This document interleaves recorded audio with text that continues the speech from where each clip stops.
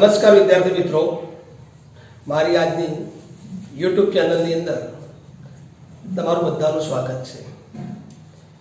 વિદ્યાર્થી મિત્રો, મારી આ ચેનલ હજુ પણ તમે સબસ્ક્રાઇબ ના કરી હોય તો સબસ્ક્રાઇબ કરી દેજો, જેથી મારા બધા જ વિડીયો તમને સરળતાથી મળી શકે. આજે વિદ્યાર્થી મિત્રો આપણે ગણિતની અંદર પ્રથમ પ્રકરણ સમય સંખ્યાઓ કે જેની અંદર આ જુલાઈ માસના અંતે આવતી એકમ કસોટીને અનુરૂપ તૈયારી કરવાની છે. જેના માટે આજે હું તમને કેટલાક પ્રશ્નોની સમજૂતી આપું છું. દાખલાઓ છે જે વિકલ્પો સાથે છે, હું દરેક વિકલ્પો તમને સરળતાથી સમજાવું છું. પરંતુ એ સમજતા પહેલા આપણે સમય સંખ્યાઓની અંદર જેના વિકલ્પો છે બધા જ પોઈન્ટોની માત્ર ટૂંકમાં સમજૂતી હું તમને આપું છું. ત્યારબાદ આપણે એકમ કસોટી માટે આજના પ્રશ્નો ખૂબ અગત્યના છે, જે તમને પરીક્ષાની અંદર પણ પૂછી શકાય તેવા છે. તો વિદ્યાર્થી મિત્રો સમજો કે સમય સંખ્યાઓની અંદર શું છે. તો સૌપ્રથમ તમે ધોરણ 6 અને 7 ની અંદર પ્રાકૃતિક સંખ્યાઓ વિશે ભણ્યા છો. તો પ્રથમ પ્રાકૃતિક સંખ્યાઓ. તો જો પ્રાકૃતિક સંખ્યાઓ એટલે શું કે જેની અંદર 1 થી શરૂઆત થાય, 1 2 3 4 ડેશ ડેશ ડેશ એટલે અનંત સુધીની સંખ્યાઓ એ પ્રાકૃતિક સંખ્યાઓ છે કે જેમાં માત્ર ને માત્ર ધન પૂર્ણાંક સંખ્યાનો જ સમાવેશ થાય.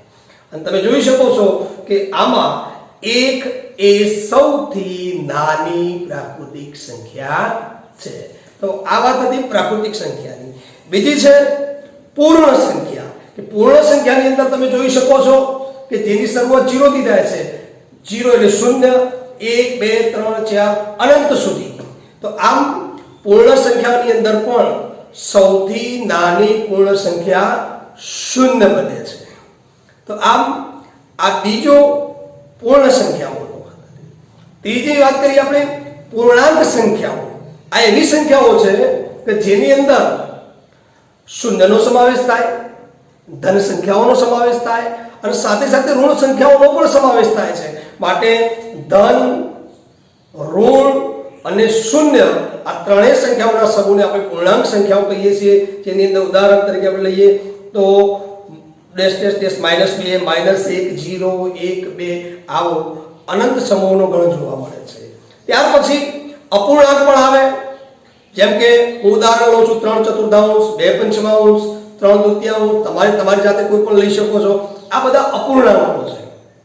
એવી જ રીતે દશાંશ અપૂર્ણાંકો 0.2 જેને લખવું હોય તો 2/10, 3.5 તો 35/10.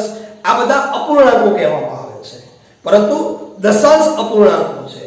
અને મિત્રો બધી જ સંખ્યાઓ ભેગી થાય, જેમ કે 0, ધન, ઋણ, ધન અપૂર્ણાંકો, ઋણ અપૂર્ણાંકો, દશાંશ અપૂર્ણાંકો, આ બધાના સમૂહને આપણે સમય સંખ્યાઓ તરીકે ઓળખવામાં આવે છે.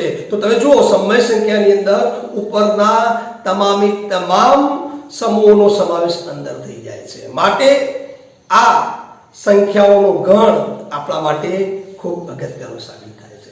તો મિત્રો આવી સમય સંખ્યાઓને એક સામાન્ય સ્વરૂપ વડે આપણે દર્શાવીએ છીએ.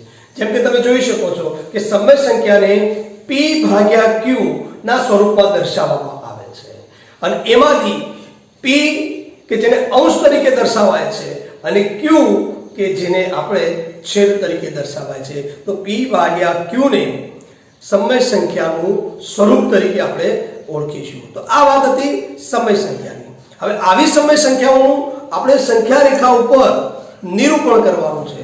તમે વિદ્યાર્થી મિત્રો સંખ્યા રેખા ભણેલા પણ છો અને હજુ થોડું એનું વિસ્તૃત પણ ભણશો. તમારી સામે એક સંખ્યા રેખા છે.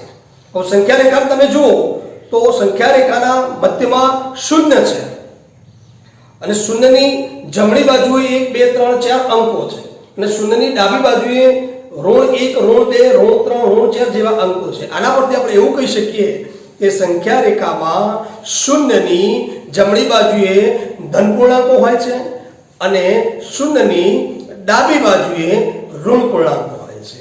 તો આ સંખ્યા રેખાના નિરૂપણના આધારિત પ્રશ્ન પૂછી શકાય, એના આધારે સમજૂતી આપી.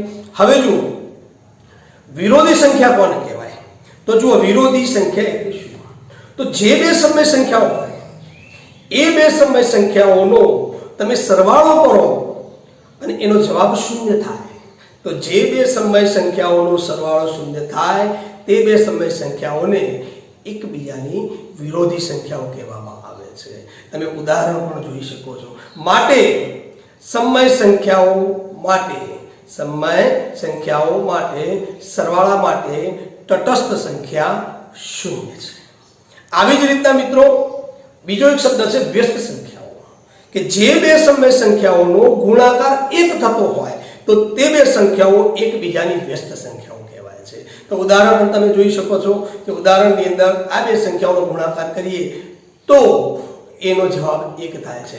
માટે 1 એ સમય સંખ્યાઓ માટે ગુણાકારની તટસ્થ સંખ્યા ગણવામાં આવે છે. તો વિદ્યાર્થી મિત્રો, આજના જે મેં આટલા પોઈન્ટ તમને સમજાવ્યા કે પ્રાકૃતિક સંખ્યાથી સમય સંખ્યા સુધીના સંખ્યા ગણો, ત્યાર પછી સંખ્યા નિરૂપણ, વ્યસ્ત અને વિરોધી એના આધારિત કેટલાક પ્રશ્નો હવે હું સમજાવું છું. તમે સરળતાથી આ પ્રશ્નો મારી સ્ક્રીન ઉપર જુઓ અને હું દરેક પ્રશ્નો તમને શાંતિથી સમજાવું છું જે એકમ કસોટીની અંદર પૂછાવાના છે. તમે સમજો.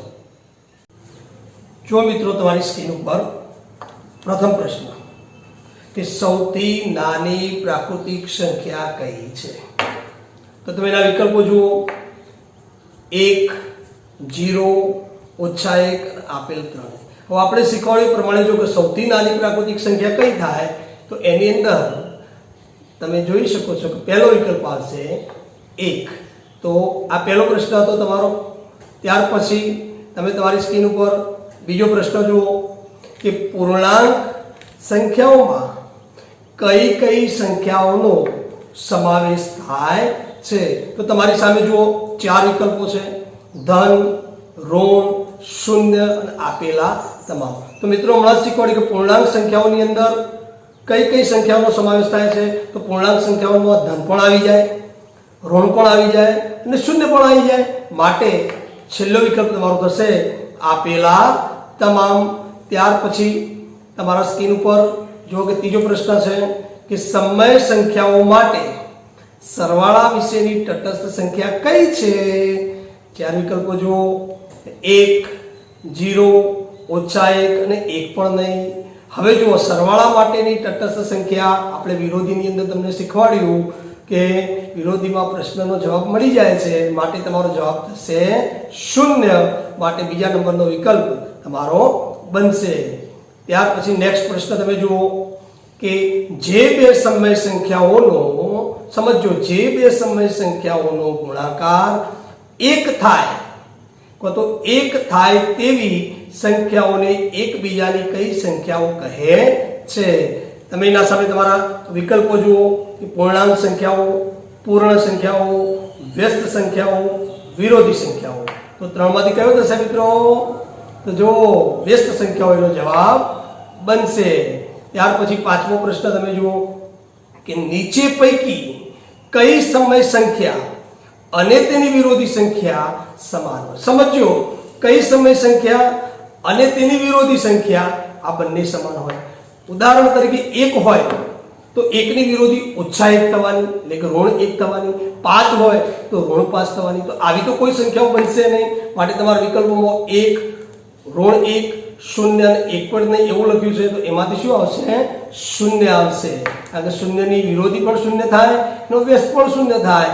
માટે જવાબ એનો આપણો 1 થશે. ચલો નેક્સ્ટ પ્રશ્ન તમે જુઓ કે સંખ્યા રેખા પર ઋણ પૂર્ણાંકો 0 ની કઈ બાજુએ હોય છે? તમને આવડતું જ હશે. જોઈ લો 4 વિકલ્પો: જમણી, ડાબી, વચ્ચે કે આપેલ તમામ. તો ઋણ પૂર્ણાંકો કેવા હોય મિત્રો? આપણે સંખ્યા રેખા જોઈ હતી. કઈ બાજુએ હોય? ડાબી બાજુએ. માટે તમારો બીજો વિકલ્પ સાચો બનશે, ડાબી બાજુએ. 7મો પ્રશ્ન તમે જુઓ કે કઈ સંખ્યા પૂર્ણ સંખ્યા છે પરંતુ પ્રાકૃતિક સંખ્યા નથી? સમજો, પૂર્ણ સંખ્યા છે પરંતુ પ્રાકૃતિક નથી. 4 વિકલ્પો છે તમારી સામે મિત્રો: 1, ઋણ 1, 0, આપેલ 3. હવે 1 જુઓ, 1 એ પ્રાકૃતિક પણ છે અને પૂર્ણ પણ છે, એટલે એ તો નહીં આવે. હવે ઋણ 1 પ્રાકૃતિક પણ નથી અને પૂર્ણ પણ નથી, એટલે એ પણ નહીં આવે. હવે 0 જુઓ તમે કે 0 એ પ્રાકૃતિક સંખ્યા નથી પરંતુ પૂર્ણ સંખ્યા છે, માટે તમારો જવાબ આવશે 0 આવશે, ત્રીજો વિકલ્પ। ત્યાર પછી આઠમો જુઓ પ્રશ્ન કે ઋણ 2/3 ની વિરોધી સંખ્યા કઈ છે? તો વિરોધીની અંદર શું કરવાનું કે તમને જે સંખ્યા આપેલી હોય એ ધનનું ઋણ અને ઋણનું ધન, તો ઋણ 2/3 છે તો એનો સીધો જવાબ શું થઈ જાય? 2/3। તમે ચારે ચાર વિકલ્પોમાંથી જોઈ લો તો એમાંથી બીજો વિકલ્પ તમને સાચો જવાબ મળશે। ચલો નવમો જુઓ કે 3/2 3/2 નો સમાવેશ નીચેના પૈકી કઈ સંખ્યાઓમાં થાય છે? ચલો 3/2 ચાર વિકલ્પો છે, પ્રાકૃતિક સંખ્યાઓ, પૂર્ણ સંખ્યાઓ, પૂર્ણાંક સંખ્યાઓ અને સમય સંખ્યાઓ। તો પ્રાકૃતિક સંખ્યા ન કહેવાય, ત્યાર પછી પૂર્ણ સંખ્યા પણ ન કહેવાય, પૂર્ણાંક સંખ્યા પણ ન કહેવાય, કારણ કે ઉપરની 3/3 અપૂર્ણાંકનો સમાવેશ થતો નથી અને છેલ્લી સમય સંખ્યામાં અપૂર્ણાંકનો સમાવેશ થાય છે, માટે તમારો જવાબ આવશે સમય સંખ્યાઓ।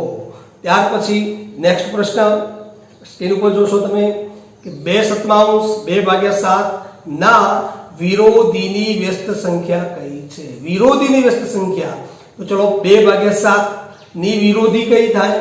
ઋણ 2/7। હવે એનો વ્યસ્ત તો ઋણ 7/2, એટલે તમારી સામે રહેલા વિકલ્પોમાંથી ત્રીજો વિકલ્પ તમારો સાચો બનશે। ચલો નેક્સ્ટ પ્રશ્ન એના પછીનો કે નીચેના પૈકી કઈ સંખ્યા પ્રાકૃતિક સંખ્યા નથી? હવે જુઓ 1 એ પ્રાકૃતિક સંખ્યા છે, 8 એ પણ પ્રાકૃતિક સંખ્યા છે, 3 એ પણ પ્રાકૃતિક સંખ્યા છે, જ્યારે ઋણ 5 કે જેનો પ્રાકૃતિક સંખ્યામાં સમાવેશ થતો નથી, માટે એ તમારો જવાબ આવશે। ત્યાર પછી નેક્સ્ટ પ્રશ્ન તમે જુઓ કે નીચે આપેલ સંખ્યામાં કઈ સંખ્યા સમય સંખ્યા છે? તો જુઓ 1 એ ધન પૂર્ણાંક છે, એનો પણ સમાવેશ થાય, 0 એનો પણ સમાવેશ થાય, 3/4 અપૂર્ણાંક છે એનો પણ સમાવેશ થાય, માટે તમારો વિકલ્પ એ બનશે આપેલ તમામ। ચલો એના પછીનો નેક્સ્ટ પ્રશ્ન આપણે જોઈએ તો સમય સંખ્યા માટે ગુણાકાર વિશેની તટસ્થ સંખ્યા કઈ? એ પણ મિત્રો આપણે વ્યસ્ત સંખ્યાની અંદર ભણી ગયા। ચલો ચાર વિકલ્પ છે, 1 0 ઋણ 1 અને 1 પણ નહીં, તો ગુણાકાર માટેની તટસ્થ સંખ્યા કઈ બનશે? 1 બનશે। કઈ બનશે? 1 બનશે। ત્યાર પછી નેક્સ્ટ પ્રશ્ન જુઓ 5 ની વિરોધીની વ્યસ્ત સંખ્યા કઈ છે? હાલ આવી ગયેલા જેવું પ્રશ્ન થયો કે 5 ની વિરોધી એટલે ઋણ 5, 5 ની વિરોધી ઋણ 5, હવે એનો વ્યસ્ત ઋણ 1/5 થશે, માટે તમારો વિકલ્પ ત્રીજો આવશે ઋણ 1/5। ચલો નેક્સ્ટ પ્રશ્ન જુઓ તમે કે ધન સમય સંખ્યાની વ્યસ્ત સંખ્યા કઈ હોય છે? સરસ પ્રશ્ન છે, જુઓ કે ધન સમય સંખ્યાની વ્યસ્ત સંખ્યા કઈ હોય? ધન હોય કે ઋણ હોય, વ્યસ્ત સંખ્યાની અંદર કોઈ પણ પ્રકારનું ચિહ્ન ક્યારેય પણ બદલાય નહીં। ધન હોય તો ધન જ રહે, ઋણ હોય તો ઋણ જ રહે, માટે જવાબ તમારો પહેલો જ આવી જશે ધન। ઋણ 0 અથવા ધન અને 0 વાળો વિકલ્પ તમારો સાચો બનશે નહીં। ચલો બીજો સરસ પ્રશ્ન છે, જુઓ કે જેનો અંશ 1 હોય અને છેદ 2 હોય તેવી સમય સંખ્યા કઈ છે? તો જુઓ p/q સ્વરૂપમાં આપણે લખવાનું છે, અંશ એટલે p એટલે 1/q, q એટલે 2, તો તમારો જવાબ થશે 1/2। તો આપેલા વિકલ્પોમાંથી તમારો ત્રીજો વિકલ્પ બનશે 1/2। ચલો નેક્સ્ટ પ્રશ્ન તમે જુઓ, બહુ સરસ પ્રશ્ન છે, જુઓ કે 2/8 વત્તા ખાલી જગ્યા બરાબર 0। હવે બે સંખ્યાનો સરવાળો 0 થાય તો એકબીજાને શું કહેવાય? વિરોધી કહેવાય। તો 2/8 નો વિરોધી તમારે બાજુમાં મૂકી દેવાનો, તો ધન 2/8 છે તો બાજુમાં શું આવશે? ઋણ 2/8। તો આપણને આપેલા ચાર વિકલ્પોમાંથી ત્રીજો વિકલ્પ તમારો સાચો બનશે। ત્યાર પછી મિત્રો છેલ્લો પ્રશ્ન છે, સમજો કે ઋણ કૌંસમાં ઋણ x બરાબર ખાલી જગ્યા, બહુ સમજવાનું છે, એ ગુણાકારનો નિયમ આવે છે, બહાર એક ઋણ છે અને કૌંસની અંદર એક ઋણ છે, માટે ઋણ ગુણ્યા ઋણ એટલે મિત્રો બની જાય ધન। તો ઋણ ગુણ્યા ઋણ એટલે ધન, માટે ધન x આવશે। ચાર વિકલ્પો તમારી સામે છે, x, ઋણ x, ઋણ 1/x અને 1/x। તો એની અંદરથી તમારો જવાબ આવશે x. તો આ મિત્રો અહીં મેં તમારી સામે 15 એક પ્રશ્નો લીધેલા છે. આ બધા જ પ્રશ્નો એવા પ્રકારના છે, 15 હશે તો 15 થી વધારે હશે. આ બધા જ પ્રશ્નો તમારી એકમ કસોટીની અંદર પૂછાય એવા બધા પ્રશ્નો છે, પરીક્ષાની અંદર પૂછાય એવા પ્રકારના પ્રશ્નો છે. તો મારા આ વિડીયોમાં આપણે અહીં સુધી રાખીશું. હવે નેક્સ્ટ વિડીયોની અંદર આ જ પ્રકરણના થોડા ગણતરીવાળા દાખલાઓની આપણે વાત કરીશું. માટે મારો નેક્સ્ટ વિડીયો જોવા માટે તમને ખાસ સૂચના કે સબસ્ક્રાઇબ, વિડીયો ગમે તો લાઈક અને શેર કરવા વિનંતી. આભાર મિત્રો.